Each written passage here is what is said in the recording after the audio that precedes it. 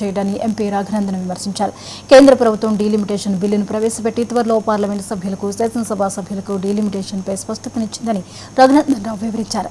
543 MP స్థానాలను 850కి పెంచుతూ delimitation బిల్లును ఏర్పాటు చేయడంపై పలు రకాల కసరత్తులు జరుగుతున్నాయని రఘునందన్ రావు అన్నారు.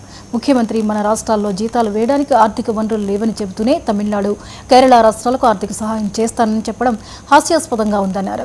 కందిలో జరిగిన అరైవ్ అలైవ్ కార్యక్రమంలో పాల్గొన్న మెదక్ ఎంపీ రఘునందన్ రావు ఈ విధంగా మాట్లాడారు.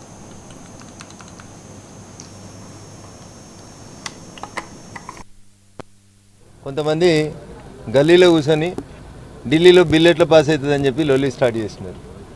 డీలిమిటేషన్ని పాస్ కానియమని. సార్ బిల్లు నెంబర్ వచ్చింది, బిల్లు నెంబర్ 108/2026 2 గంటల క్రితం భారత ప్రభుత్వం పార్లమెంట్ సభ్యులందరికీ కూడా సర్క్యులేట్ చేసింది.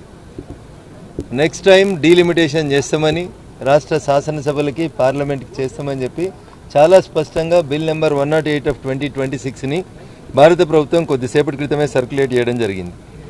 ప్రస్తుతం ఉన్నటువంటి 543 ఎంపీ స్థానాలని 850 ఎంపీ స్థానాలకు పెంచుతూ భారత ప్రభుత్వం 16వ తారీఖు నుంచి ప్రారంభం కాబోతున్నటువంటి భారత పార్లమెంటులో కొత్త బిల్లును తీసుకొస్తూ ఉంది. చాలామంది మిత్రులు ఆయాసపడుతున్నారు, ఆవేశపడుతున్నారు, ఏమి లేని చోట ఎగిరెగిరి పడుతూ ఎట్లా పాస్ అవుతుంది బిల్లు అంటున్నారు.